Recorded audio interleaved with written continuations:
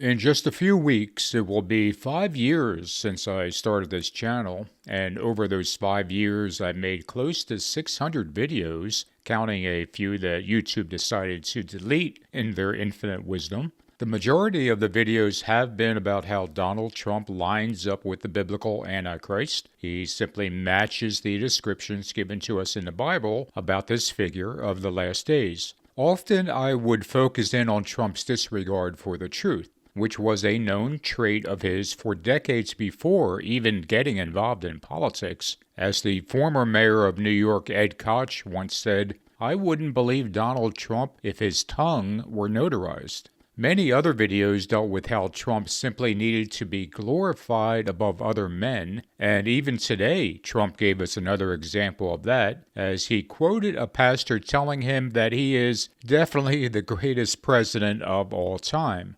Tied into his constant self-glorification, Trump will also denigrate others at the drop of a hat. For instance, just yesterday he posted a childish rant about Jim Acosta, calling him a sleazebag and a loser, and that he has no talent and will fail no matter where he goes. Truly classy stuff. But in all of my videos, I'm not sure if I've ever specifically talked about Trump's extreme pettiness, about how he is just so consumed with trivial matters that even the slightest insult brings out his spiteful nature. Here is just the latest example of this. On Sunday night, Trump posted this on Truth Social. "Congratulations to the Kansas City Chiefs. What a great team, coach, quarterback, and virtually everything else, including those fantastic fans that voted for me, MAGA, in record numbers. Likewise, congratulations to the Buffalo Bills on a tremendous season. They will do a lot of winning long into the future."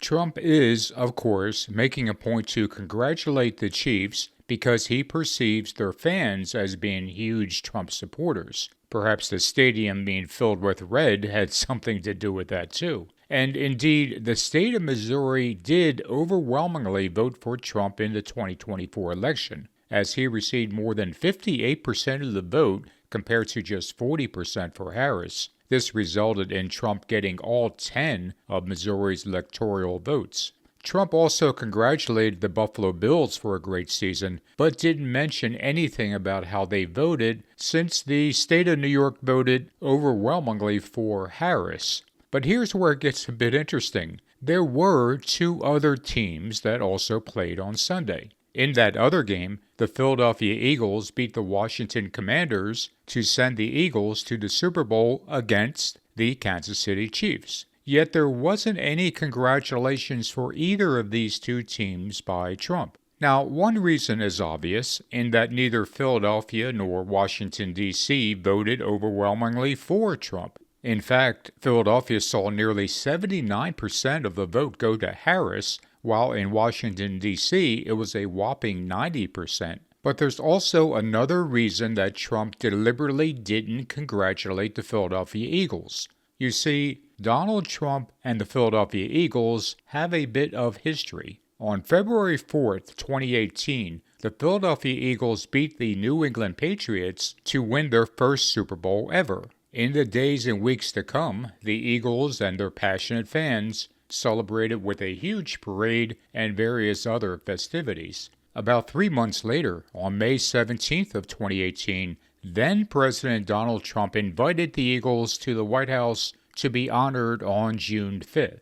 This is exactly what Trump had done the year before when he hosted the Super Bowl champion New England Patriots. But then something happened. On June 4th, 2018, the day before the Eagles were scheduled to visit the White House, Trump announced that he was canceling their invitation. Super Bowl champion Philadelphia Eagles will not be celebrating their big win at the White House today. The president canceled a reception that fewer than 10 players reportedly plan to attend. CBS 4's Angelica Alvarez reports from the White House. President Trump has invited the U.S. Marine Band and the U.S. Army Chorus to the White House today to celebrate America. The afternoon concert replaces a planned visit from the Super Bowl champion Philadelphia Eagles. The president pulled the team's invitation, blaming NFL sideline protests. He tweeted, "Staying in the locker room for the playing of our national anthem is as disrespectful to our country as kneeling. Sorry." But no Eagles took a knee during the anthem last season. Wide receiver Torrey Smith, who was not planning on going, said it's a false narrative that NFL players are anti-military. He tweeted, "It's a cowardly act to cancel the celebration because the majority of people don't want to see you. To make it about the anthem is foolish." According to Trump, it was because the Eagles disagreed with their president because he insists they proudly stand for the national anthem, hand on heart, in honor of the great men and women of our military and the people of our country. However, that wasn't true. While many players in the NFL were taking a knee during the national anthem that season, no player on the Philadelphia Eagles did so. Rather, the actual reason for Trump disinviting the Philadelphia Eagles one day before their scheduled visit to the White House was because he was told only a handful of players were actually going to come. Trump took that as a slight against him, and he was not going to be embarrassed. But it got even crazier. Trump then held his own Eagles celebration, in which 1,000 very well-dressed people showed up to the White House. Multiple media outlets took pictures that day and yet found only one person who actually had an Eagles jersey, and he wasn't even wearing it. So 7 years after Trump disinvited the Eagles to the White House because of a perceived slight, he is back in the White House and the Eagles are back in the Super Bowl. Yet, although he congratulated the Kansas City Chiefs, no such congratulations was forthcoming to the Eagles. That's how long he's been holding this grudge. 7 years. But here's the thing. If the Eagles win the Super Bowl in 2 weeks, what are the odds that Trump will actually invite them again? Would he risk them not coming to the White House and embarrassing him one more time? It's extremely doubtful because the extreme pettiness of Trump is at the heart of all that he says and does. No slight is too small for him to ignore.